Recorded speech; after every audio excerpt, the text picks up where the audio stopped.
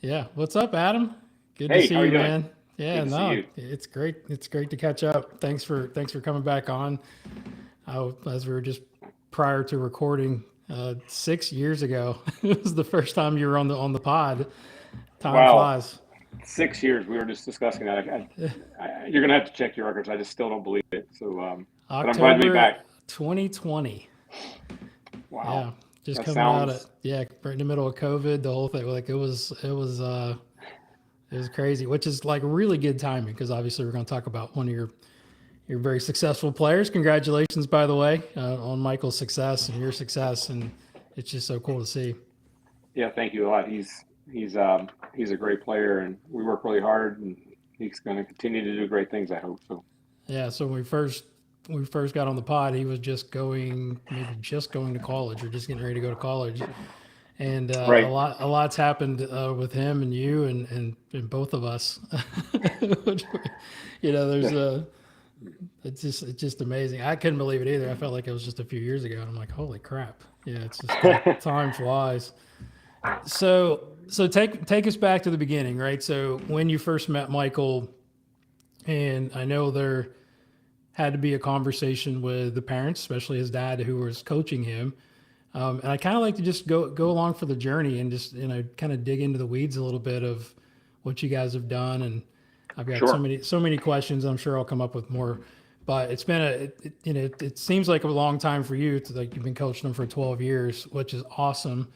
But tell me about that first interaction. So I had moved out to this local golf course. I had a little studio that they let me have. It was indoors, and all of a sudden, my phone rang one day, and it ended up being Michael's dad. And he said, "Hey, I got this my son who's pretty good. I've kind of taught him for a long time. I think he could be pretty good. Do you mind if we get together and have lunch and discuss, possibly you working with him?" And obviously, he was going through some interview processes, and so I said, "Sure." So we went to a local sandwich shop. Gotta give them a plug. South Street Under in Leesburg. If you ever want an amazing tuna sandwich, go there. It's amazing. There you go. Uh, we went in there and had a nice lunch, and he told me about his son. I had never met him, and I didn't really know much about him because I had just moved out to that area. But he really took me through the ringer of questions, and I guess I answered most of them correctly, or at least satisfactory. And so we decided to give it a shot. And as I do with all students, I just said, look, try this out. I understand that this journey for you is very important, and I'm just a guide along this journey who hopefully can help you get there. If you love it, if you think there's someone if you think I'm someone you can work with, and you feel comfortable, let's do this. If not, but I said I teach kids like this the same way. And upon interviewing Michael, it was obvious. I teach the kids as if they're going to be a world class player. They're already pretty good junior or decent junior. And of course, upon interviewing Michael the first session, he said he wanted to be a great player, play on the PGA Tour, obviously go to college, play on the PGA Tour, and be on a Ryder Cup, get to number one in the world. So you're like, okay. Wow, I mean, at 12, 10, that's bold. yeah. And so to your point, you're just kind of like, you give them a little, that silent treatment. You're just kind of like,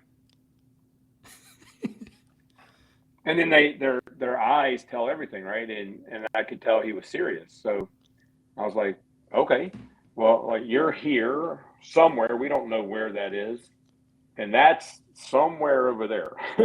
Like, it might be like, we don't know yet, but Right. we're going to teach you with this goal in mind. Always, everything we do is, does that help you get to that level? Is that, a short term quick fix band aid, which I don't like, or is that something that can give you the chance to attain those goals you just stated? And so we just went through the whole thing from start to finish. Everything was with that in mind, and that's how we got started. Yeah. So what was that first session like? I mean, like obviously you're setting goals, and I think as you take these kids along the journey, and his ascendment's been pretty rapidly.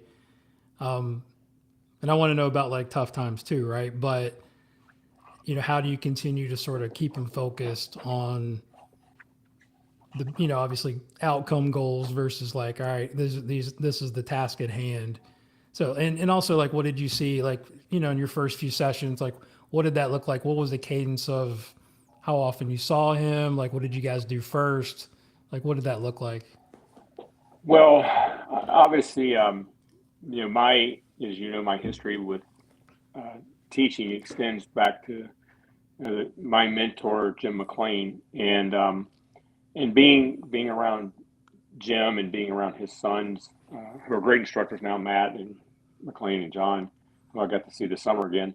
Um, that really helped prepare me for this journey more than I even knew at the time, and Mm. maybe even more than sometimes I know now. So I just went through Jim's a building block teacher, first things first, and we literally just started from the beginning. And his grip was pretty good, so we didn't do too much with that in a general sense, but his some things in his takeaway were just a little bit different. We still work on things in the takeaway, to be fair, even Where recently. was And it? To inside or outside or what?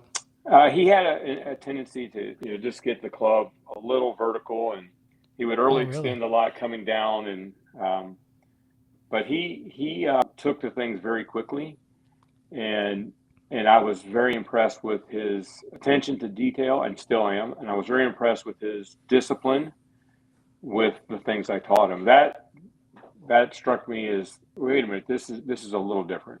Mm-hmm.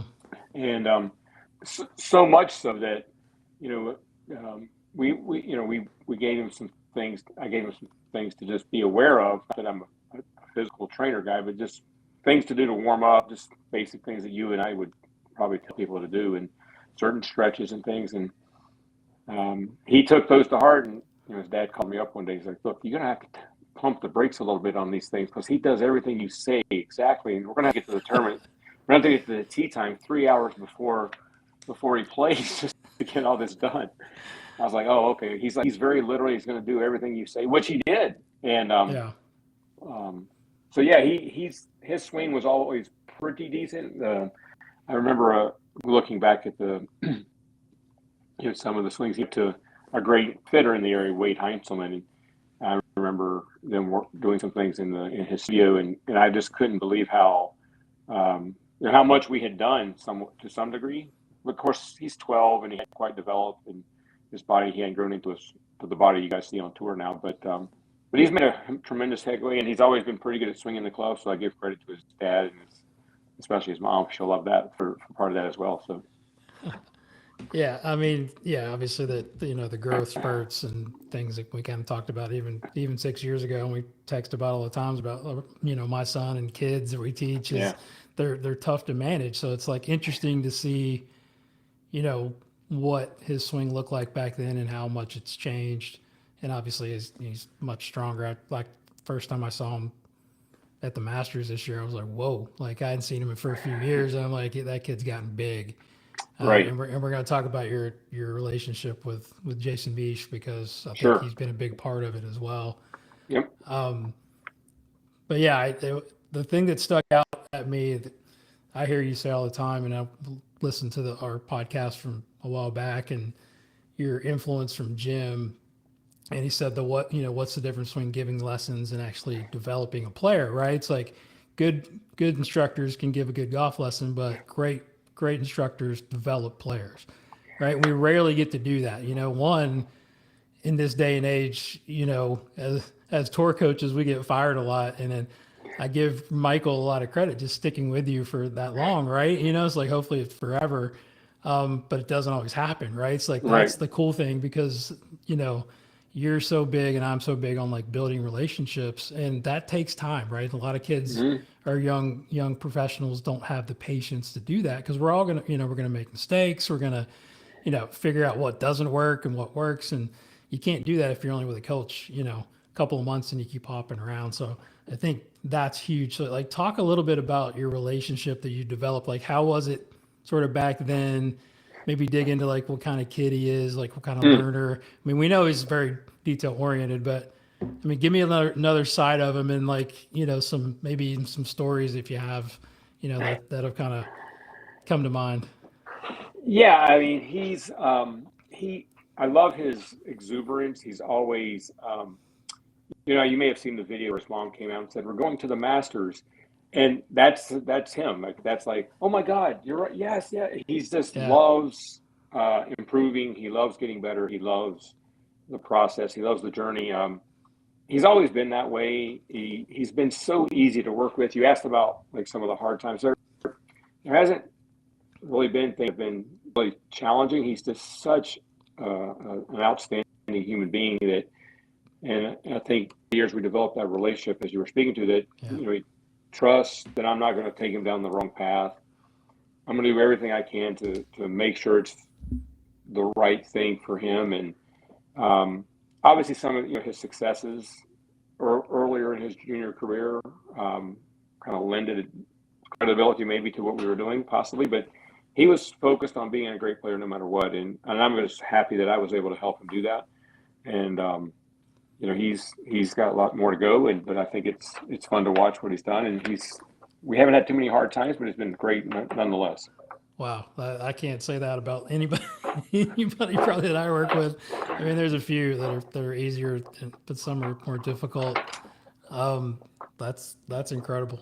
I thought you were gonna have a good story about things breaking down and like, we've all had those, especially at a tour event. Like you could have those moments where like, oh shit, like shit's going sideways. Well, We gotta make decisions really really fast. But I mean, we can get to that later. But sure, I sure, mean, sure. I think yeah. I mean, that's awesome to hear. Um, was there a moment like I mean, just thinking, I'm sort of speaking to like the junior golf parents out there, or Mm-hmm. like the coaches that are Yeah. coaching kids, because we always say like, oh, I saw this in him, or like, was there a moment or a tournament or a shot you saw him hit, like maybe coming up, later in junior golf where you knew he was probably going to play somewhere in college, but then you're like, okay, that was different. Like, I think he's got it. I mean, was there any kind of aha moment there you Um, remember? there's been some later in his career that were just like unbelievable, which I can get to, but Yeah. we had this. There was this one summer that it was kind of titled the summer of Michael in the sense, and it was going to really focus a lot of attention on him and help and that was uh, a summer that he played great. I got the caddy for him at the Bobby Bowers, and he played as I think a 13 or 14 year old against the big boys and did great, and he qualified. There's just so many little stories along the way where you're like, wow, he shot this score, he shot that score. You're like, man, this kid really can play. And maybe even surprised his dad a little bit if you ever spoke to him. But we were just Yeah. like, this kid's doing really some amazing things here. And but he was just so dedicated. It was that kid that was singularly focused about making it to the tour. He was the kind of kid who would wear pants to junior golf tournaments. He always dressed like a tour player. Um, he was, he obviously swung the club well, and you still never know. But he was not long enough starting out when we first started to, but who is at 12, right? Yeah. And then he started gaining speed. I probably the most important thing I did was connect him with Jason Yeah. Mish over at Peak Golf Institute, and that's been a great team. But in terms of his strike, I mean, I caddied for him in a tournament. I probably said this in the last time we met. He was just playing along, doing some things, making silly mistakes for a junior golfer, but he takes direction so well, and you kind of coach him through the shots as best a wannabe player like me would want to be able to do, right? And he takes direction and he implements it, and you're like, all right, maybe there's something here, right? And he just kept going and kept going. And there was this time on the range where we were working on these low finishes with a 7-iron and some medium finishes and some what we call high finishes, even though they weren't full. And then after high would be full, so to speak. We just kind of labeled them like that. Low would be almost below waist high, and medium was just above waist high, and high was just like shoulder height kind of feeling. And I'm like looking at that. I remember kind of going back later and looking at those videos. I was like, that's a really good swing. Like that's really good. Yeah. I sometimes you're biased and you don't realize. You look in the mirror and you're like, wow, I got old. But then you go back and you step back from it and you look at it, and you're like, I don't remember being old. I don't, and you look at that swing again, it's like, oh, that's really good. Like, I mean, you just kind of look at it from an unbiased perspective, and that might work. You know, that's really his movement pattern. And I say that kind of flippantly, but it's just like, I never forget those swings. We go back to it sometimes, honestly. You remember those swings? Like, oh yeah. Let's get back to some of those feels. If you're hitting those little in between off speed shots, and he always wants to. One of the cool things we've always done, and some coaches may not even agree with this, but aesthetics are pleasing, right? And it's not always super functional, as you can see in the 3D world, but you know, look, Adam Scott's swing's probably pretty functional, and it looks really good, right? So we went through a lot of making things look good. You know, did that, yeah. I was going kind of digging through his Instagram, and guys are saying like this is the best swing on tour. Like it looks, you know, aesthetically pleasing. You know, so it looks really, you know, like even to like the casual golfer, like yeah, that looks really really good. Not a whole lot of crazy stuff going on there. So you've done a really good job with that. Yeah, thanks, and kudos to him too for being such a great student about that. Well, yeah, it sounds like he's gonna be definitely coachable, which that's half the battle, right? So he's gonna do everything you say. So I'll read you before we get to like Jason and the team that you've kind of put around him, which I think is super important, and how you guys communicate. I reached out to Jay today, and as I did when he was on the pod, and you gave me a nice quote about him, right? So he can gas you up a little bit, and he said. He said, Adam is great. His ability to collaborate and talk through tasks and apply them is next level. I think he is an elite communicator with all of his students and the team. I've been able to sit and watch him teach students, and he has a way to take any subject or lesson and make it understandable and relatable to his students. Like, huge compliment, right? He's like, listen to this. I consider him one of my good friends and mentor. And he definitely has a lot of patience because he's willing to sit there and answer all my dumb questions. As you know, and Jason's like, you know, twice as smart as both of us, right? Oh, no question. It's exactly. Unbelievable. So I'm interested in the speed component because I've talked to Jason about it, and we discussed it a little bit when he was on the podcast, and because I asked him like, was he always fast? And he goes, no. Because some kids sort of have that sort of fast twitch muscle gene, you know, sort of innate, and then some don't. You have to like sort of either teach it, you know, develop it, which you guys have probably done a little bit of both. Because it is, you know, speed's obviously a big deal now in the professional ranks, and it's interesting to kind of hear like, where did that start? Like, did you do speed training? Do you feel like it was technique? It was a combination of both? And then I'm interested to hear, these are run-on questions. I'm interested to hear like the first time that Jason tested him and put him on 3D, because I know I'm not sure what you're working with or how you're measuring, or if you're using kind of his feedback. Yeah. Like, just tell me how that all came about and like how you felt like he gained speed, because he's second on tour and driving. I don't even know who's first now, right? It's like, how's he not number one? He's 195 ball speed and cruising at almost 130 and hits it pretty straight.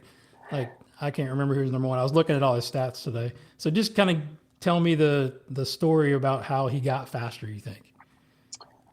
Yeah. So obviously when I met with his dad, you know, TPI and their long-term athlete development model with the kids and the growth, you know, when they're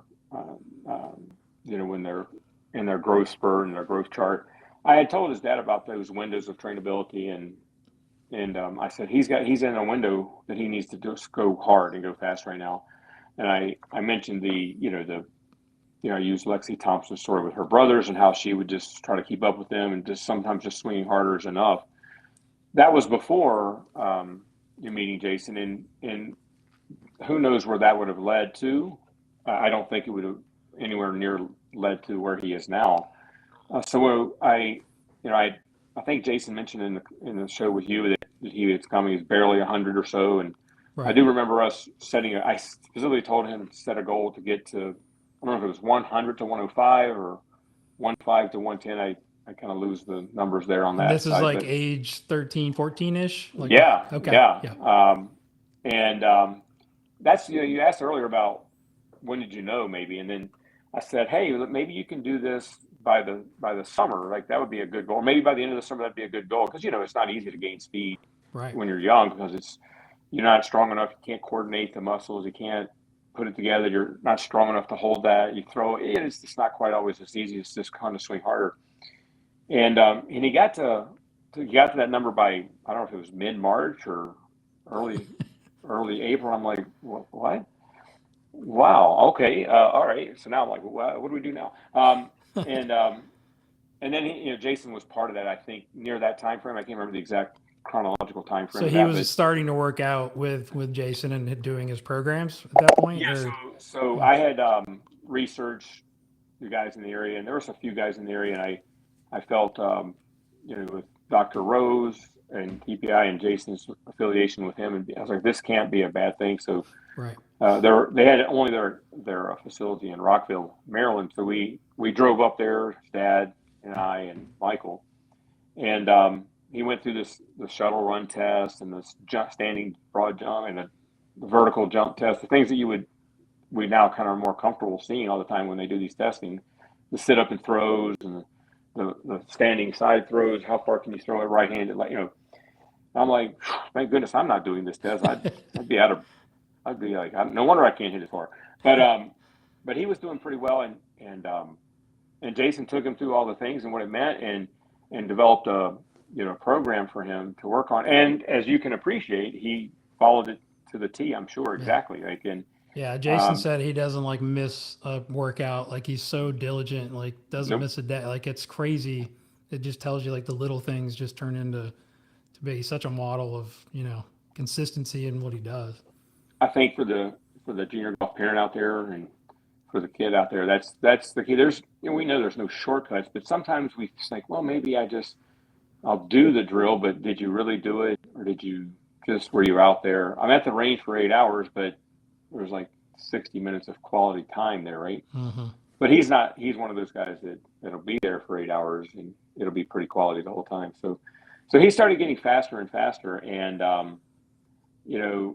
there was a guy in our area who was a big hitter. He ended up going to Virginia Tech, big kid, and I think if you ask Michael, he might almost literally look up to him because he was so tall. But he looked up to him from the standpoint, he's like, "Gosh, this guy's fast," and he would be like a 190 ball speed guy. He's 6'6", size 15, 16 shoe. He had all the long limb attributes to generate some speed too. And I never forget, we were at the range one time, and Michael watched him hit, and he's like, "What?" And it's almost like, how am I ever going to get there?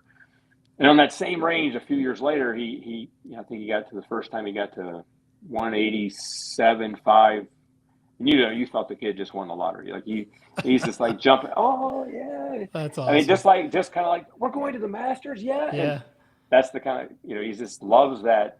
He's competitive and quietly competitive like that. He seems just like, but he wanted to do it. And Jason, he did a great job of saying, look, you're gonna, even after college, that first year, he's like, I'm gonna have to be a better athlete. These guys are really athletic, and again, he sees where he needs to get to, and he wants to do everything he can to get there. And kudos to Jason for all the work and his guys that they've done with Michael from a fitness side, because that body and injury prevention, and of course we all see the speed, but if you're on the bench because things are broken, it doesn't matter how fast you go, because you can't play if you're not healthy, right? And he's been pretty healthy for knock on wood for his career.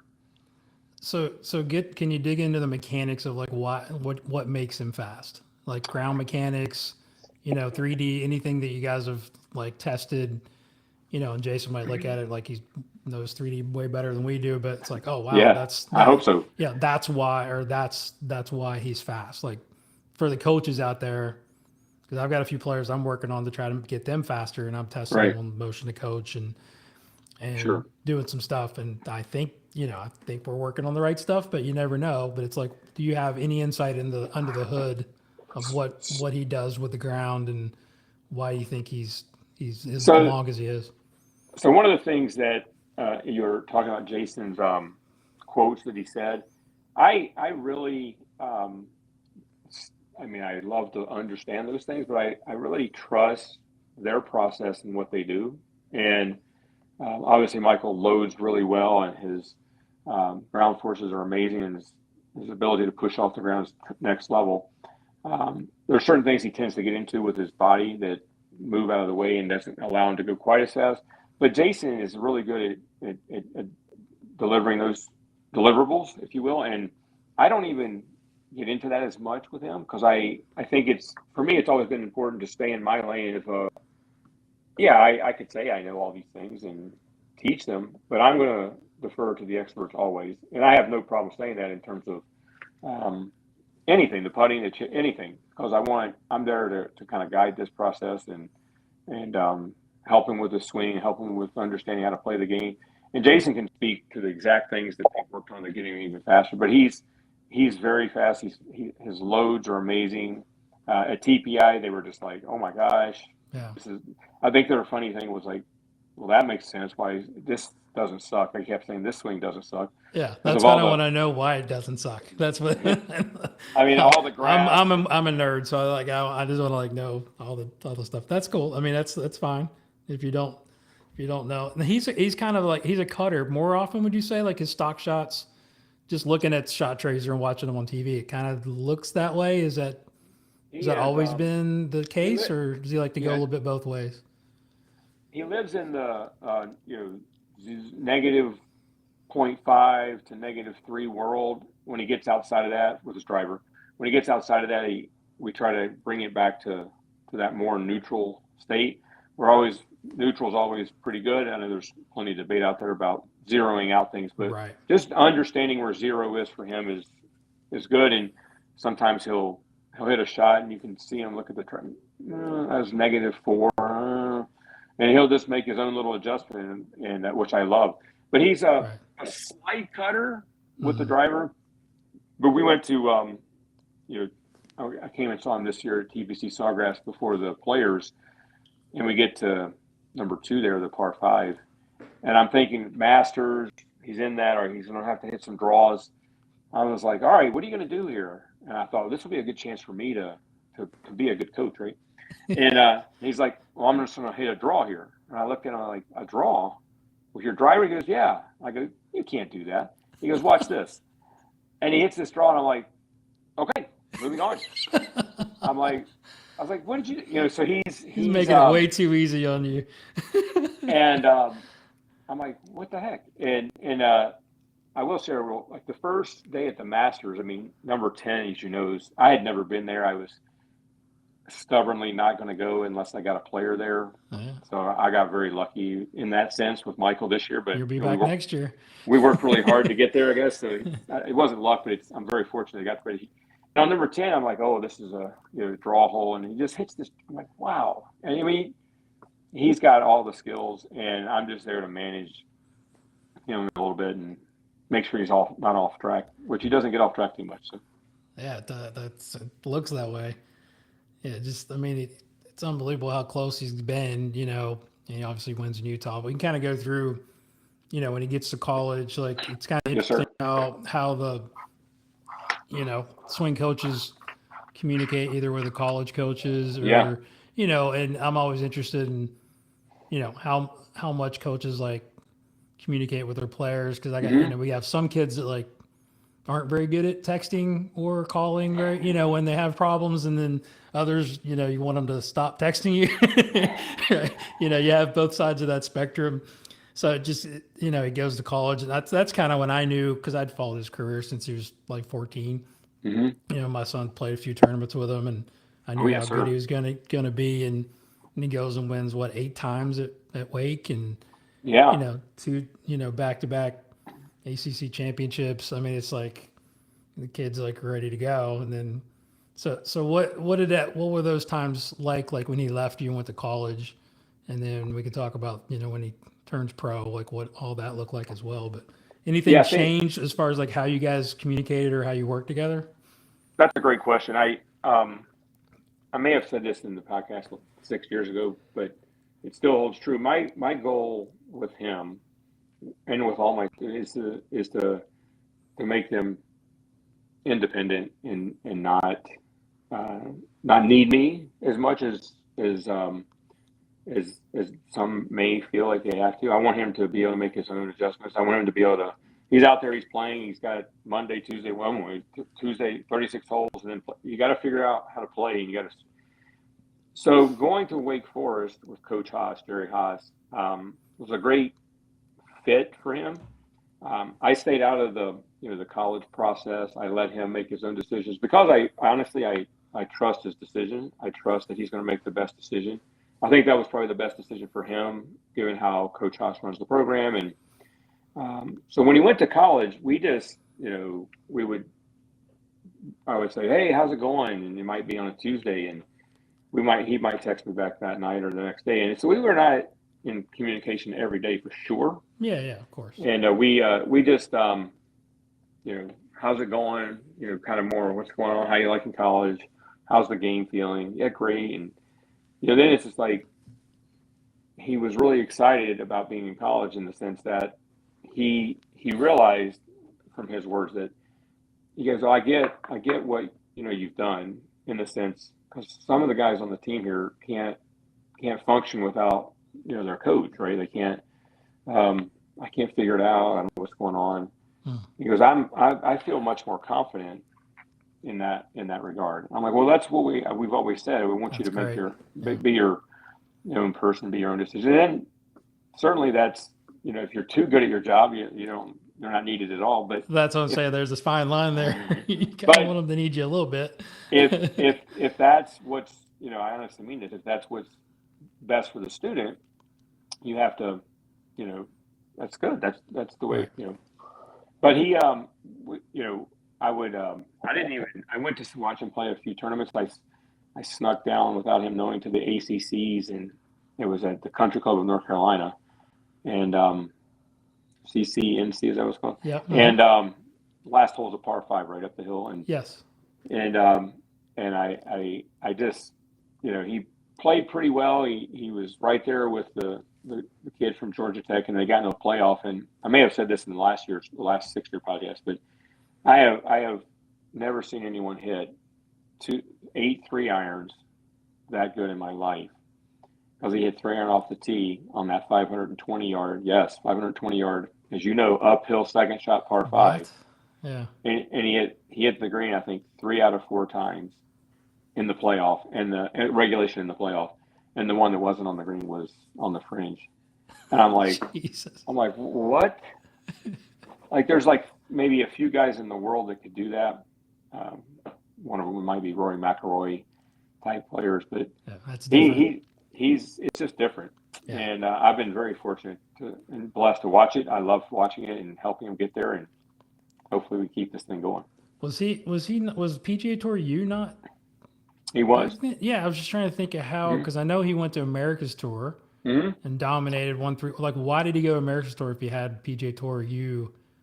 He wasn't highly ranked enough in PGA Tour U to get his card? Whoops, you just dropped off there, bud.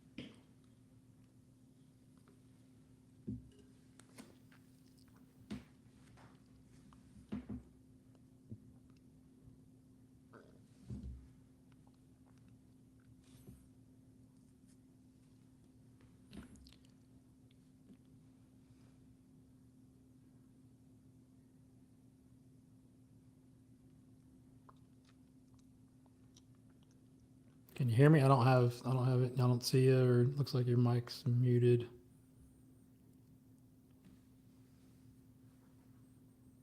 Can you hear me? I can now, yeah. You coming back? Maybe. There we go. Yeah, it's been the video's been kind of sketchy. We'll be able to edit this out. It's no big deal. Yeah, I got to charge this thing. Actually, someone called in. Sorry about that. Should have put it on mute. My bad. Is that on a I don't know if you phone? can see me now. Yeah, sorry. That's the problem. I should have told you before. Yeah, phone's not been very reliable. It's all good. Understood. Yeah, should have told you laptop, but it's okay. No worries. Because your video has been kind of pretty sketch. The audio's Gotcha. been okay, I think. Okay, cool. I lost you again there. How about there? Let me let me charge this thing. Sorry about that. Okay.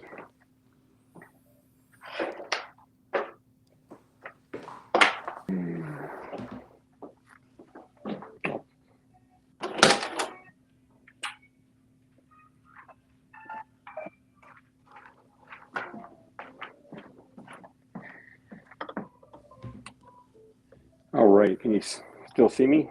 Nope. There, you're coming back. Just frozen. Okay. Getting better. Yep. Better? I think so. You're just moving. I know. Sorry, I just. Yeah, it's all good. All right, just try that. I don't know how to get you back on there, but that's okay. Oh, you can't see me? Yeah, when it called, it was. Yeah, that's why I don't like the phone, because if you get something, it'll interrupt the feed. You can't see me now? No, I don't think so. No, I definitely can't see you, but I'm trying to. Oh, there you are. I got it. Yeah. Sorry. Okay. Sorry about that. No, it's all good. Yeah, so we were just talking about once he graduated, like why did he have to go to Americas and not go straight to the Corn Ferry? Yeah, so I think I think all those things. I think he was 12th in the PGA America or the PGA Tour U. Oh, that's what it was. He wasn't top 10. And he wasn't top 10, so he had to forego the Corn Ferry Tour and then went to the PGA Americas. Came into the season midway through, did pretty well, and then was almost. I'd say so. Yeah.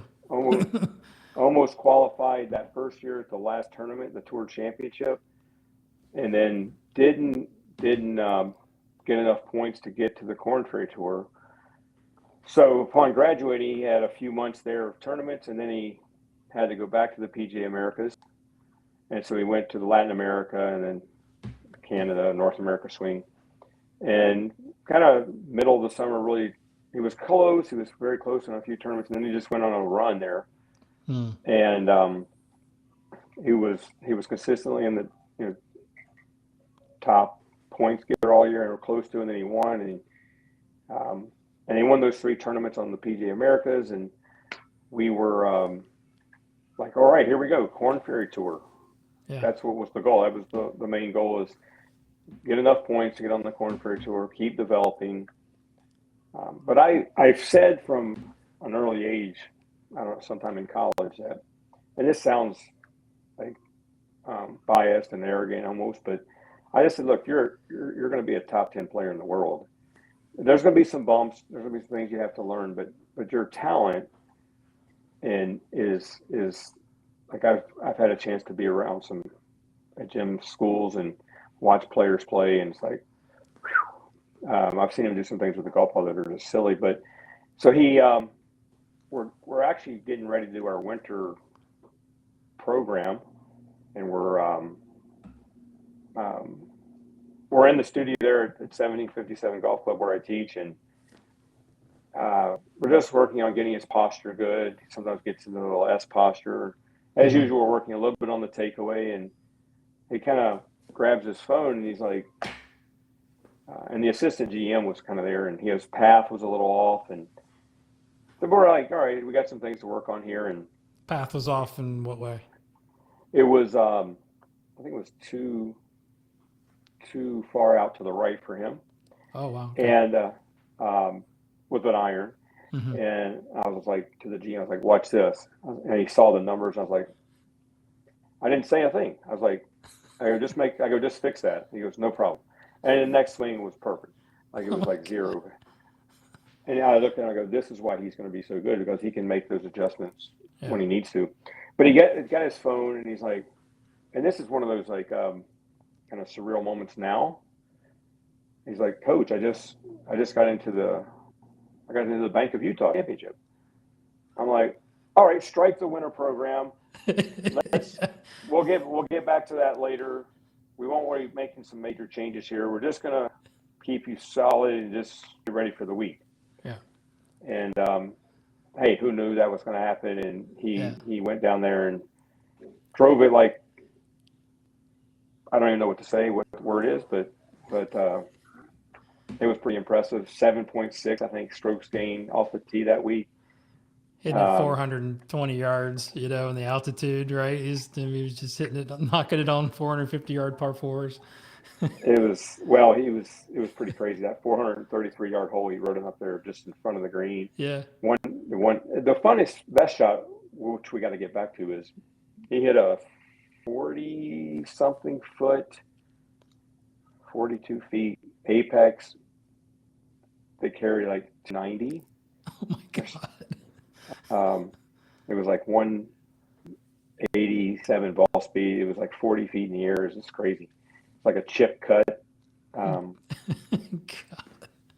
But anyway, he that's the kind of player he is, and he's been fun to work with. And I just love developing players like that. And obviously, someone like him comes along so often, and you just hope you don't mess this thing up and do a good job for them. Yeah, that's insane.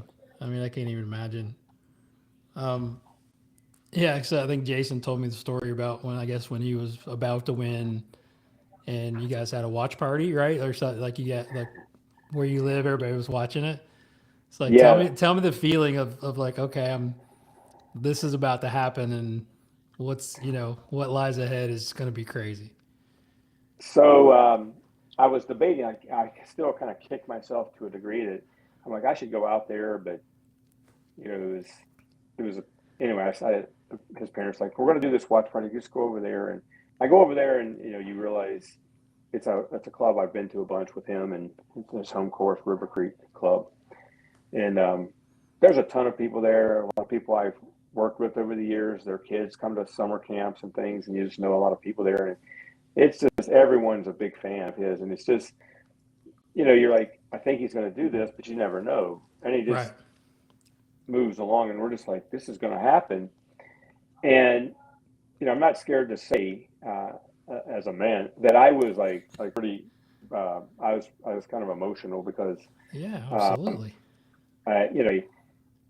you work really hard. You just never know how they're going to work out. But as I mentioned in the last, like, developing a player that gets to the highest level of golf and that has success there is like, that was like, all right, I did it. I've done that. It's like, I was like, I don't know if it's going to happen. I don't know if it's ever going to happen, but at least I did that, and hopefully Jim's proud, and Oh, and absolutely. all those Sure guys, is. and it was a good moment, and obviously I'm really happy for him because it's changed the trajectory of his career quite a bit.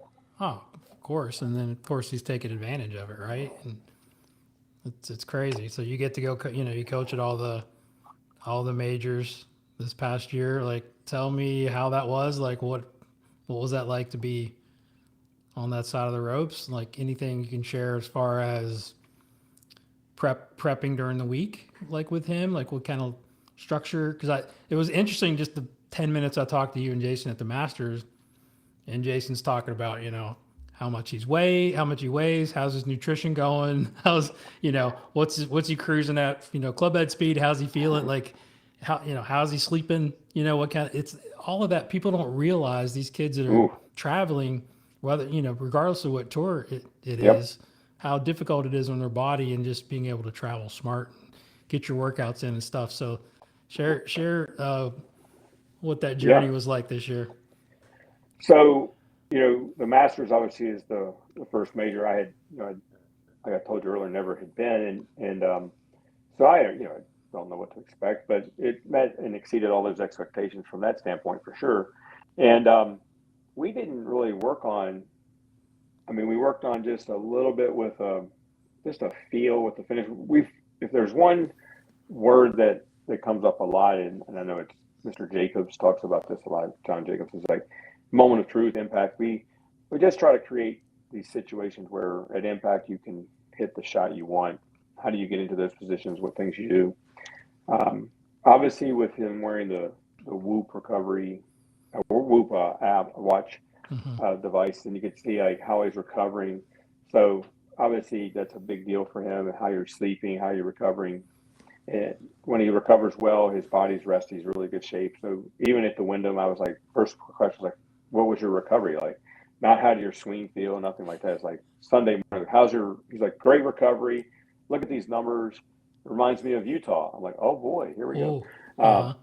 But at the Masters, we didn't really work on too many things. Just a little bit back to his tendency of the club exiting just a little higher. Sometimes the face would just, not that you couldn't play with this, but we just worked on the path, being a little more across his body on the finish, a little bit different finish. We actually worked on that at Shinnecock as well a little bit, and it worked out really well there because he hit it really well. But that's a tough thing when you've never been there. I'll be blunt. If any coaches out there have players like that, I know I haven't coached at the Masters, but someday maybe. But I know it's from my friends that have coached there. It's toughest for coaches because you can only have one or two people at a time with the player. You can't walk the course with them. Like that's the whole thing. Like when I go to a tour event, it's like you want to be able to like get on the greens and be there and kind of experience it to help, and you can't do that. That's to be a little more challenging. Yeah, that's my to help your guy get ready. Exactly. My personality is I want to get in there and be in the battle and be in the helping out, and like just any tidbits. Maybe I pick up something that can help, and you want to be able to interject those thoughts because you want to. But again, our history, I'm like I trust that him and his caddy Ollie are going to do a great job.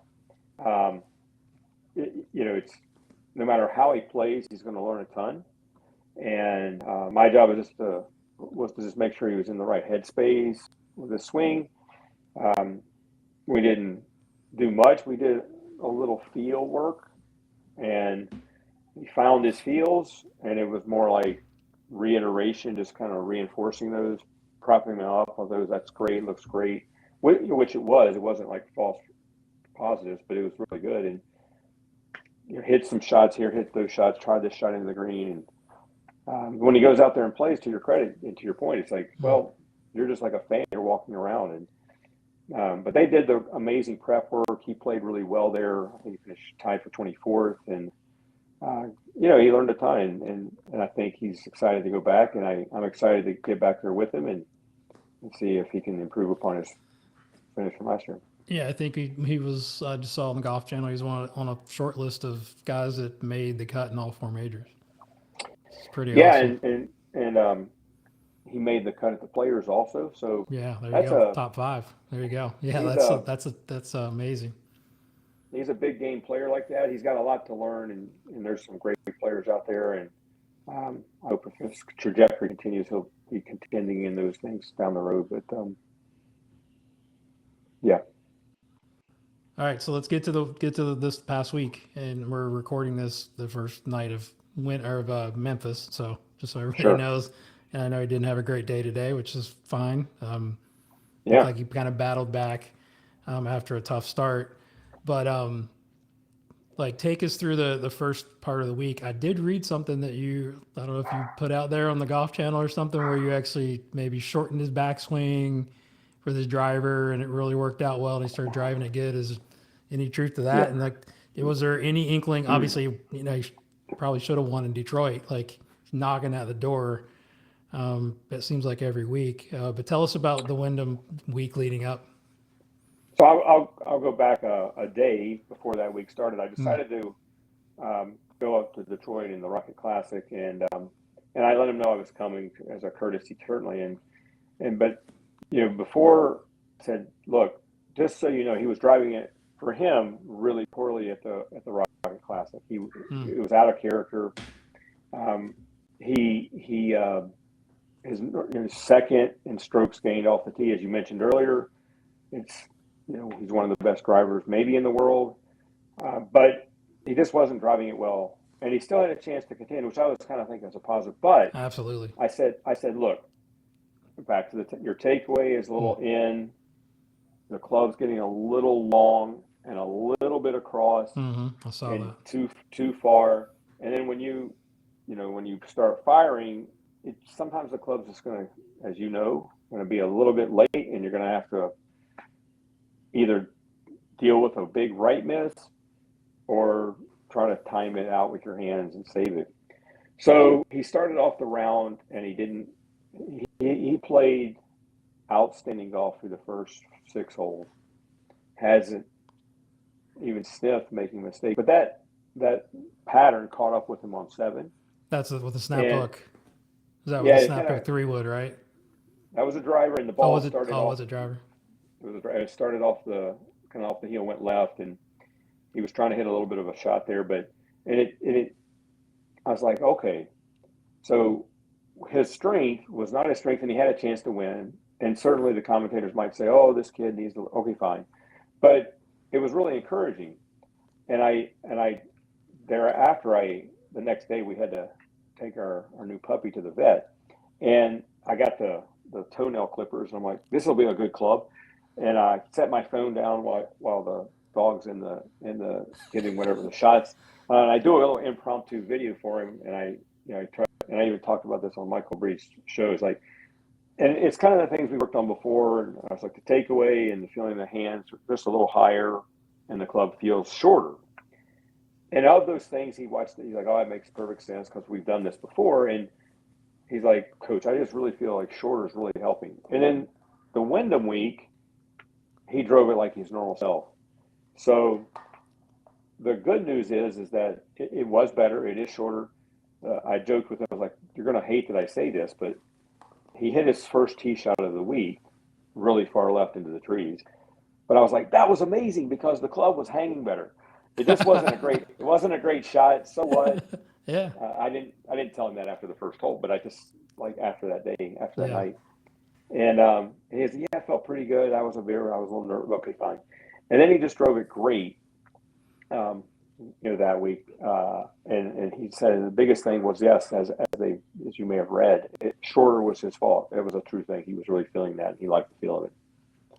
Yeah, I mean, did you guys talk about? Did you do like a recap at all, like after the tournament, and go through any of the shots? Was he like super nervous coming down the stretch, or is he kind of getting comfortable being in contention because he seems like he's been there a lot more often lately? Good question. He the week that is at the 3M that Coyven won, he was behind going into the round, and his playing partner knocked it in there 2 feet, and he felt he had to, man, I got to press, I got to go, I got to get this done, and he pressed and tried too hard, and he made some shots that just cost him some bogeys, and so it looked like a bad Sunday, but he was trying to do too much there. The next week at the Rocket Classic, he's like, I'm going to be walking off the green that Sunday because I'm like, this guy's in a good place. And he felt really good. I'm going to be much better than I was last week, which he was. But he just wasn't, Coach Haas even mentioned this, Jerry Haas. He's like, you just weren't playing quite well enough to win. Your tee shots for you weren't very good. You're hitting the rough. It caught up with you, which I thought was a very good thing to say because it's like, you're close, but you just got to be a little bit better. And so we recapped some of the things at the Rocket Classic that I noticed, and he's been doing much better with picking his spots, playing away from a pin. I was about to say about strategy, like how much I know you guys work on that a lot with when he was a junior golfer and coming up through college is like that's probably where he's gotten it that much better because he's got so many short clubs in now. He's like probably wants to fire at every flag and feels like he can make birdie on every hole. But like you feel like he's getting better at the mental side or the strategy side of the game. No question, and there's growing pains for a lot of players, and not everyone can come out and just be Tiger Woods. That's not a realistic thing. But he's going to do just fine. He's realizing, especially, and I got to give a shout out to his putting coach, Marcus Potter. Potter's putting, if you don't follow him, his putting has gotten so much better. And I even told him, I said, look, you now can afford to hit it to 20 feet and make some of those, whereas before maybe you felt like you needed to hit it to 10. And that brings in some short-sighted misses and possible mistakes. And so that's gotten a lot better as well. And so his strategy. Yeah, I was gonna ask you about that because he's at it. Did he work with Seekman as well on his short game or? Yeah, and Potter's teams like they've been like it was any weakness that he had was probably putting. Just looking at his stats. I mean, you know him way better, but I mean, if that kid he's kind of like when Scotty was still dominating, but I mean, it's like if he puts average, he's going to win like half the tournaments. That's kind of like where Michael, it seems to be trending towards. I don't know if I should say, but I told him in college that he's like, I didn't realize, how much my putting was kind of holding me back a little bit. It's like, so I definitely need to improve this. I said, look, you're going to become a great putter. You're already a great putter. You just have to understand how to handle this and do it better and read it, have a little more speed, be more athletic. But I said, if you kind of like Scotty, I said, the way he hits it, I said, if you just put like 0 strokes gain, you're going to have a chance to contend in a lot of events. And if you have a positive strokes gain putting week, you might win. And in college, I told him some of this is hyperbole. You're like trying to pump them up, but I was like, you might win by 10. And I think he won a tournament in a week or 2 weeks. I don't know, something by like 8 shots or something. I can't remember the number. I was like, eesh. Prophesy. Why don't I just say that all the time? Right. Not that I have any influence on it. But with his putting, and this goes back to the team approach and knowing your strengths. I told his previous caddy, I was like, I think Michael's going to want to inquire about, a putting type coach.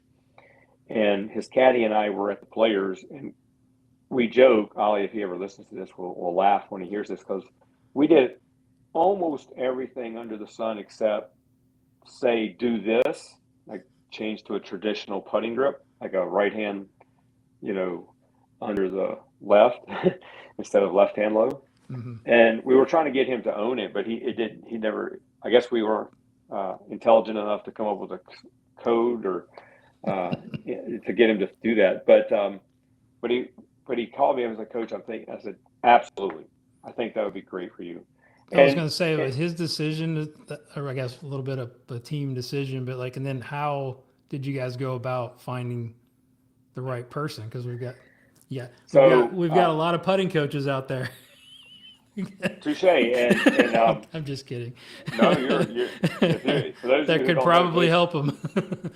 Jason Sutton's a heck of a putting coach. If you're watching this show, part-time putting coach. Go see him.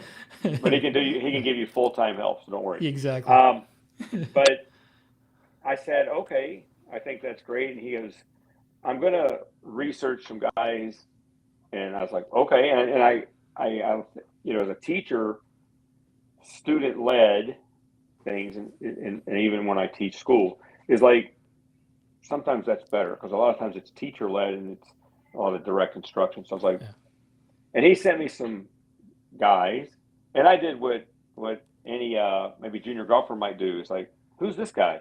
And I go to the Instagram and the social media, and I'm not out there as you might know. I had a full-time job, and I don't get to go to tournaments that much. I don't know these guys that well, so I can't give any insights. Mm-hmm.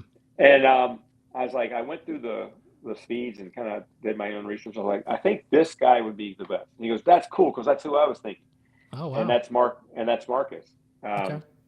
And since then, he's developed a structure for Michael's practice and help him reading the greens and help him calibrate his reads and his eye line with the string. It's really awesome. And I give him a shout out whenever I can, because he's had more strokes gained positive putting weeks on the PGA Tour than he's ever had, even though he putted great on the PGA of Americas too, right?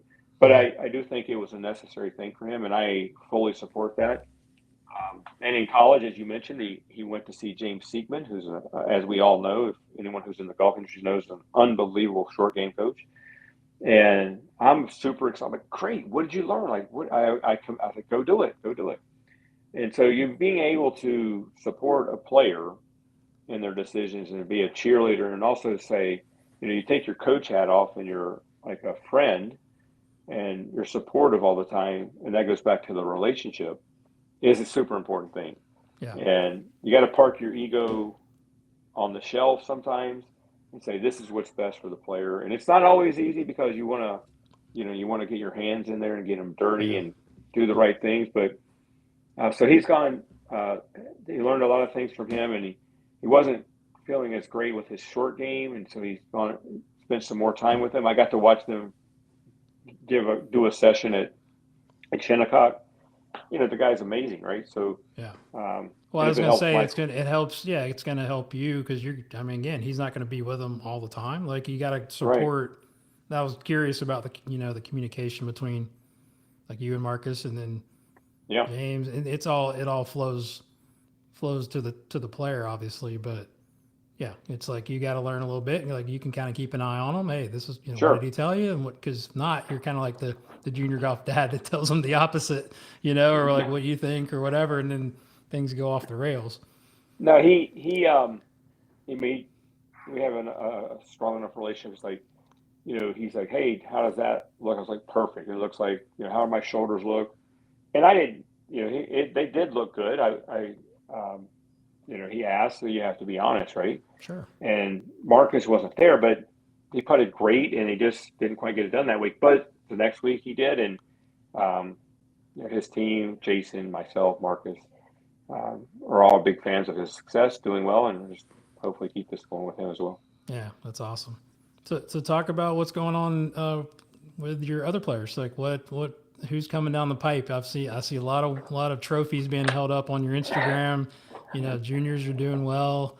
Has anything changed? I mean, obviously, you would think, it's like we don't do it to like have our players be like the best. I mean, it's cool to have a player that at that high level, but it also brings more students in, right? Like you get a little more credibility, which is nice. Have you seen that a little bit? Like kids are coming to you, parents are coming to you a little bit more, or you already had a big following, but like what's going on with your programs now? So, I decided to just go back to my true passion of teaching golf. And I have stopped teaching in the school system. Yeah, so you got a little more free time to teach more golf, right? I got more time to learn from players like great coaches like yourself. I might invite myself down to learn some things about putting. I'd love to have you. Yeah. But if you'll have me, but of course. But the thing I want to really do now is continue. I love this developing player portion of the business so much. There's a few kids that are, one kid's more accomplished. He's better than Michael at this age, at their same age. Oh wow! Shout him out! Come on, college coaches listen too. It's like they know about him. His name's Ryan Hooker. Okay. And he's fantastic. He just set the course record at 63 at his last AJG event. He's going to be a heck of a player. What class is he? 2030. Oh wow! Doesn't even sound right to say it's that. Crazy, isn't it? Like for you and me, it's like can't wait for 1999. Remember that? And it's like we're going to part. And I was like, 2030. Did I say that right? Yeah, 2030. It's like that doesn't make sense. But yes. And he's amazing. There's another young man up in this area, David Kim, who's really good. Got a chance to be really good. Good pedigree. So there's a lot of kids that are coming. I just want to keep developing them and make sure I do the right things and you never know what might happen. And get them to that level where they have a chance to be successful in college and maybe beyond, because I think they both want to do that. So for the young coaches out there that are sort of wanting to go that direction as far as like developing juniors or just developing players, like what advice would you give them? I think the relationship with the coach is unbelievably important, and that includes the parents as well. Um, you have to have trust in the coach, and everyone's different. Everyone has a different skill set. I always tell new students that are junior golfers who are aspiring to be great. There are a lot of guys, gals that can do some amazing things, right? I didn't invent golf. I'm not a messiah. I'm nothing. I'm just really passionate about helping people get better, and I take it very seriously. I want to do as much for them as they might even do for me in the back end, like if they do well. Um, so I take that super seriously. My advice to parents is to you find someone that your junior golfer relates to, feels like they could um, be around. Same thing for college coaches when they get to that level too, right? And try it out. Like try a lesson, try a few, be honest, be upfront. I love it when parents say we're trying things out. And Yeah. so I'm like, perfect. I'm going to teach you as if you're going to be a student of mine for 5, 10 years, or like Michael, 12 plus. And we're just going to go under the assumption that you're going to come back. And if you don't come back, fantastic, because you've made a decision that you feel is best for you and your family. Mhm. Awesome. And I wish you the best. I truly mean that. If you go out there and win and do great things, I'm like, oh my God, that's so cool. Like Nick Sutton, he's awesome. That's crazy good. That's your son. So Jason's son's an amazing player. Um, Congratulations on all his success. But Thank you. it's that's my most important thing. Find someone that you feel that you can trust. There's a lot of ways you can kind of figure that out. Asking questions. If the coach can answer the questions, ask someone, hey, why do you want him to do that? Why do you want him to do this? What do you think that's going to lead to? And that coach gives you really, really good information and good answers. Okay, you're on to something, right? But even more important than that, maybe, is that feeling that this person is a good dude, good person, good young lady, good lady, good human. They're going to do everything they can to help all of us on this journey. And that you may not find that at first. But once you find it, just be patient. Yeah, Take your that's time. the key. Yeah, you're right. It's a like Because you go through ups and downs. Like I think it's our job to help manage expectations, from the players and the parents, yeah, probably more importantly, because they probably don't have they have higher expectations, and a lot of times the kids do. Can be a yep, problem, right? So yeah, that's a good point. It's like I think the older we get, the more kids that kind of come through. It's more like when 'cause I get emails all the time. Hey, can you work with my yeah, son or daughter? And my answer has definitely changed to, yeah, I would love to meet with you guys and let's see if it's a good fit, right? yeah, As basically you're interviewing me like I'm interviewing you. hmm Like it hmm might not work, and kind of be upfront with it. I think they appreciate that hmm because I have plenty of kids that come and didn't work and they go somewhere else. I'm like, that's cool. Yeah, like, I mean, I yeah, wish you the best, and because we all have different personalities and we kind of jive with different kids. Like obviously yeah. you found a nice match with Michael. Like that's not always the case. Where even That's right. even when the kids are getting better, sometimes they think, oh, I don't like what he's doing, blah blah blah, for whatever reason. But yeah, that's really really good advice. What are you looking forward to, like education wise? Oh, Anything that you want to learn more about? We got where do we? falls. We'll have to have another podcast on that. I think. Um, like Yeah, the last 10 years, I've tried to stay up with this and I've done a decent job. But sometimes there's only so much time, and when you're working from 8 to 4 every day, and you can't really get on your phone and go to podcast or go to a meeting. I want to go spend some time with some people and yeah. learn. So you might see me. No, but I'd back to love to. one thing on the parent thing. I Yes. would encourage, and I'm going to do better at this too. But one of my favorite probably stories is not Michael. I mean, that's obviously great, but I had this student who had heard that I was a respectable coach, and he's like, "Hey, are you around Thursday?" Or I said, "No, what's going on? I could do something Thursday for you." He's like, "Well, I'm playing this tournament Thursday, but I'll cancel it." I was like, "No, no, no, no. I'll come watch you play." Oh, wow. And Okay. and it's not easy because most of the time we're trading our time for money, and Yeah. coaches are like, "I can't be going to drive and watch and da da da." And that's still to this day one of my favorite coaching relationships. Now, I did went and you watched this. did you like research the kid like he was already pretty good or not? Or you just I I just heard his name. I figured out his tea time. I talked to his dad a little bit, okay? Wow, good for you. and then I just said I'm just going to go. And it was fairly close we played in college. We played at this course. One of our courses was this course, so I was familiar with the layout. I knew this, and I saw him play. I was like, oh, that helps. And I think in a perfect world, we all, as coaches too, could do better at that, myself included. It's like, hey, you can swing the club, cool, but you play?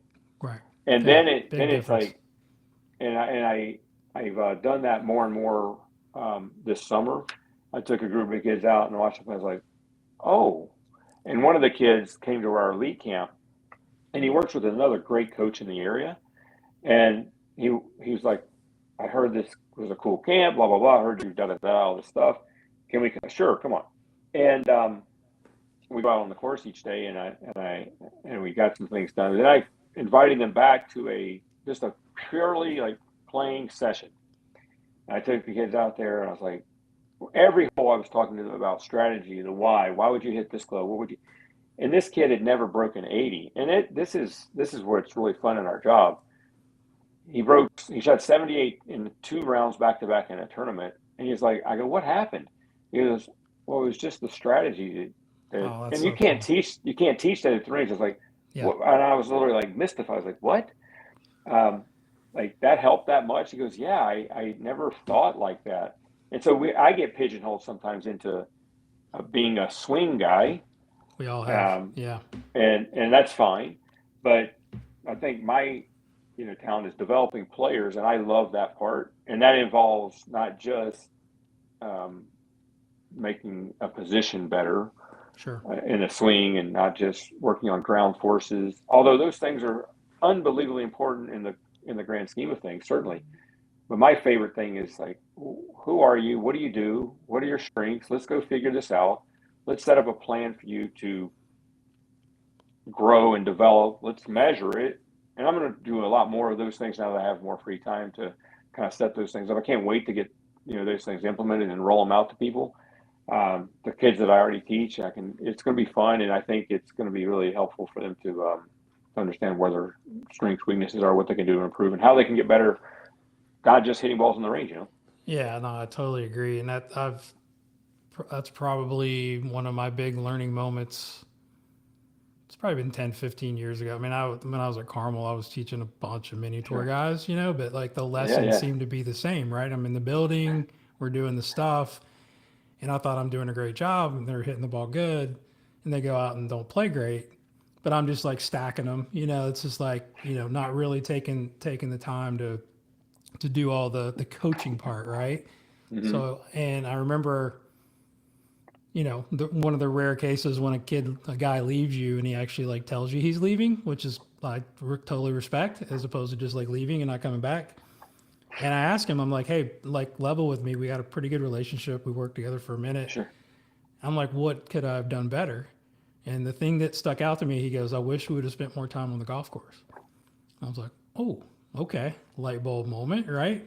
So now, like, even with my tour guys and the juniors that I teach, I try to get them on the course as much as possible. Like the kids like Jack Krauser and some of Sure. the Gabe Schmitz and some of these guys that have been with me for 4 or 5 years since I've been at Colleton, and the new parents that come in and they say, well, what do you do? And I'm like, well, we're going to get a baseline, work on some stuff technically, but I want to get them on the course because I want to put some pressure on them. I'll play games with them, you know, Sure. start messing with their head a little bit. I want to know how they react to, a 7-iron with a left pin, wind off the left, not just hitting the ball Yeah. off level ground that with no wind, on the range, like you said, and it's definitely helped their performance, and like you said, it's some of our proudest moments, like you said with Michael's, like when he's not hitting at his best, but still competing and scoring it. That's what you want to see, because they're not going to always be at their best, right? Even Yeah. an elite ball striker like him, he's going to have off days. It's like, how do they battle back? It's like, I want to see the kids that don't give up. Right. They know they're going to miss the cut, but they play hard to the end. They birdie the last two, and Mm-hmm. what I mean? Like and I have to stress bounce back stats like big time with my kids, right? It's like, that's the stuff I want to see what they're made of when things are going sideways. So I think Yeah, that's you gonna know, be nice. that's a great stat. The guys in our era that had the best bounce back percentage are tough. And there are people you wouldn't think of. Tiger, okay, fine, but then Jim Furyk was way up there all the time Oh too. gosh.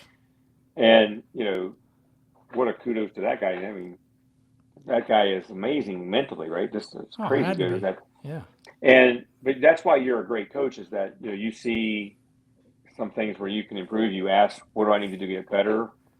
Which you just asked me, and I really appreciate you being honest about that, because it's like, what do you want to be known for? You want to develop players, develop people on tour, and become one of those guys. You're going to get there because you understand what it takes for them to be great, and they're lucky to have you, and it's going to be fun to see how much they develop. I appreciate that. Yeah. I mean, kudos to you. It's like you don't but we don't get that opportunity a lot of times, right? And we teach some juniors, but then you may lose touch with them. But it's like when it does happen, you take a kid from 12 to the PGA Tour, and like that's the highest reward for us as a coach and as a person, and because you're along for that journey. So happy to Yes, see your guys' success, man. It's like it really. I'm truly mean that. It's just so cool to thank you. just to see that, because I know what it takes, and like I know all the work that you guys have put in, and I just couldn't be happy for you. And I think the sky's the limit, and you're gonna have more kids do that as well. But it's like it's just so cool. Yeah, I appreciate that, and I can't wait to see where it goes. But I'm going to keep working hard and seeing what we can do. And I think you said it best: the sky's the limit, and I'm anxious to see where that looks like in the future. So, Absolutely. Well, let's wrap it up, my man. I won't keep you too long tonight. I know you've had a long day, and I so appreciate you coming back on. And I know we'll talk on the phone and do a lot of text messaging, but yeah, it's so great to catch up with you. And thank you for sharing that story. And I think it's going to help a lot of juniors get inspired, and a lot of parents out there, and players that are trying to make it on the tour. So I really appreciate it. So let everybody know how they can follow you and get in touch with you and come work with you. yeah. I'm at Adam Harrell Golf on Instagram and Facebook, but you can reach out to me through adamcharrell@gmail.com for now. It's probably just the easiest. Um, and I'm working at 1757 Golf Club in just outside of Dulles, so it's an easy kind of flight if everyone wants to come in and spend some time. I'd love to have you. Pick you up at the airport even maybe. But yeah, that's how you can reach me, and I hope I can help some of these guys out there that I may not know, and if not, best of luck to everyone out there. Awesome, man. Appreciate you. You're the best, and have a great rest of the summer, and we'll catch up soon. All right, thanks.